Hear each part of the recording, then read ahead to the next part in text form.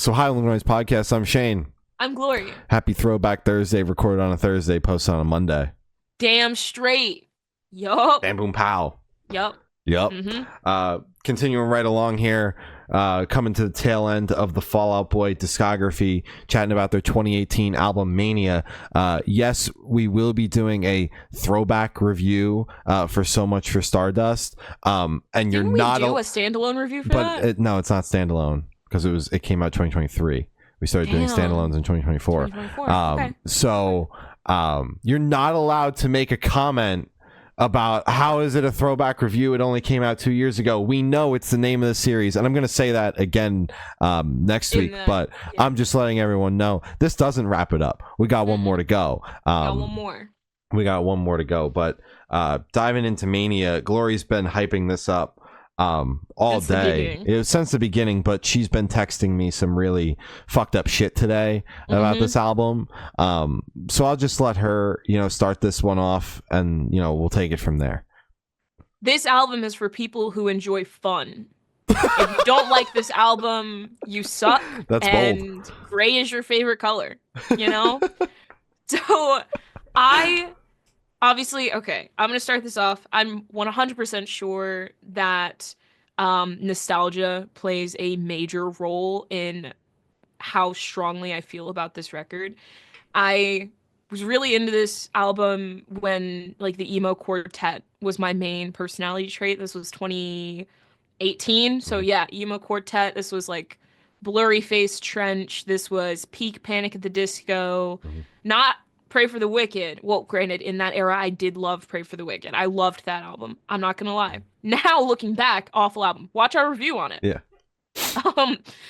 Actually, that review, I didn't even shit on it that much. I was like, guys, we've been shitting on it, but I do think that there's a lot of fucks on this. It's the shit fucks. So I'm sure for, the people who have been listening to Fall Out Boy since the beginning, the conception of Fall Out Boy, I'm sure they see this record and they think, oh, they fell off. This is not the Fall Out Boy that I listened to, because comparing this to their debut album, Take This to Your Grave, does not sound like the same band at all. Not at all. This is not the Where Is Your Boy Tonight band, This is the fucking Royal Frosty Milk Tea band, okay? So, I think it's fun. I think it tackles a lot of different genres. I think it's funky. I think it is upbeat. I think it demonstrates the true scale of Patrick Stump's vocals. I think you're able to pick apart a lot of his gospel influence on this record, especially Heaven's Gate and Church. Those two are so strongly influenced by gospel music, and I think Patrick Stump pulls it off so well. I genuinely I think start to finish, top to bottom, front to back, all of the ways you could look at it, I think this is one of the best, if not the best, Fall Out Boy record, in my opinion. I know people are gonna be like, "From Under the Cork Tree," I don't give a fuck. I don't care. I like this record. I think, obviously, lyric-wise, there are a lot of misses on this record, but again, it's fun. So I feel like if the actual melody and the instrumentals and everything about it is really solid, I think it can outweigh how weak some points of the lyrics are on this record, which I'll say it. Fuck, man. A lot of the lyrics on this record are corny as shit. Yeah. But I sing them with a smile on my face because I'm like, fuck yeah, I'll stop wearing black when they make a darker color. That line is so hard, though.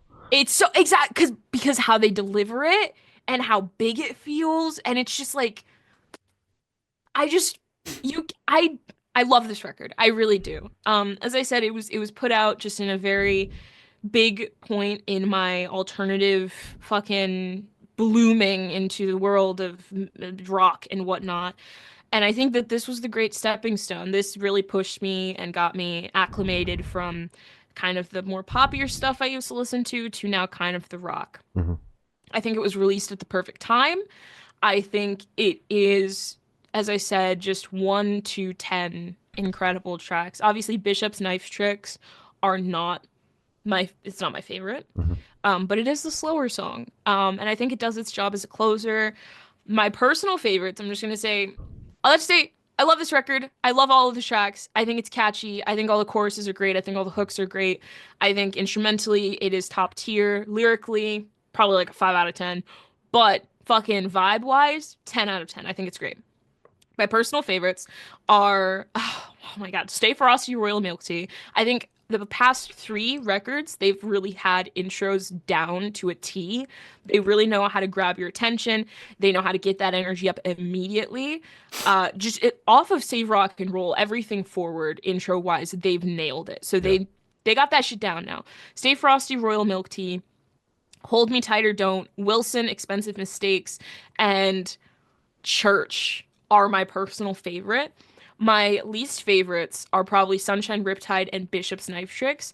I used to really like Sunshine Riptide. I still really like the couple riffs that Patrick does, but I'm just not the biggest fan of the Caribbean influence that they did. I know Paramore did the same thing. I think it was Ain't It Fun, where it just kind of has more of just kind of like an island influence. I'm just not the biggest fan of the direction that they took it. I wish it was a little more upbeat, but I really fucking like Patrick's voice on it. I think Burna Boy is a crazy pull for That's a influence. wild pull. It's a But I think wild it's so feature. fun. And even though I'm not the biggest fan of it, I still think it's an incredible song. It's just not my personal favorite. As I said, Bishop's Knife Trick is not my personal favorite, but just because it's on the slower side, I think it ends the album very well though. All in all, great record. Young and Menace also. Shout out Young and Menace. Just fucking I could go on, but I will stop. Thank you. Fair enough. Yeah. I listened to this record before I was like listened to Fall Out Boy proper. Because when it came out in 2018, I was still buying music at the time. I didn't have a Spotify subscription. Yeah. I wasn't big on pirating music or That's anything wrong. or anything like that. No, I pirated the fuck out of this record. I'm not gonna lie. I wouldn't pirate because I was afraid of, like, it was still LimeWire in 2005. I was afraid of downloading bad things, so I would either buy the music or I would get the CDs from the library and rip them. And this record just so happened to be on sale. The digital version on Amazon Music. Probably to boost sales during release week, and I bought it because I was familiar with the name. And my mind was fucking blown. I spent a lot of time with this record when it first came out. And then I kind of fell off, because I discovered what Fall Out Boy really sounded like, and I fucked with that sound a lot more. And I really haven't revisited this album since. But I think there was a time in like 2018, 2019, where all of the emo quartet bands, all of the alternative emo bands were trying out the pop thing. They all kind of put out records at the same time that all kind of attempted the same thing. Some were executed well, some were executed poorly. Pray for the wicked.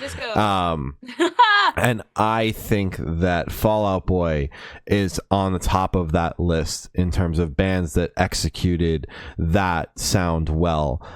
Because as we've talked about, everything post hiatus has went in a more pop direction. But those two records were still a lot more pop rock driven.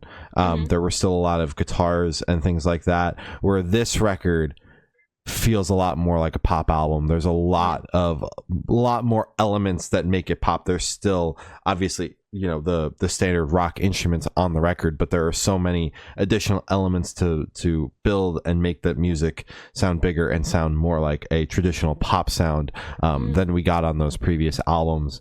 So I think Fall Out Boy is at the top of the list.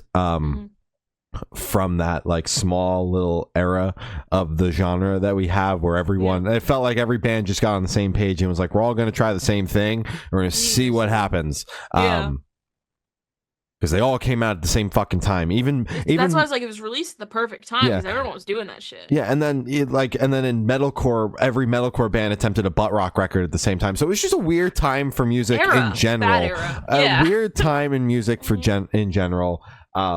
but I do really enjoy Mania. I wouldn't like go ahead and say what Glory's saying and saying like it's their best record. I think that's a little insane. Have you heard From Under the Cork Tree? We did. We reviewed that a couple. Go watch it. Yeah, shit's crazy. But I do really enjoy this album. I think it's a solid listen. It's a fun listen.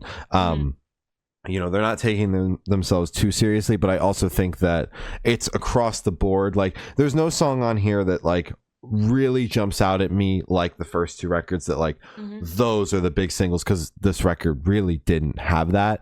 This feels like a really solid across the board listen where they basically attempted the big song on. They took the big swing multiple times versus one or two songs on the record.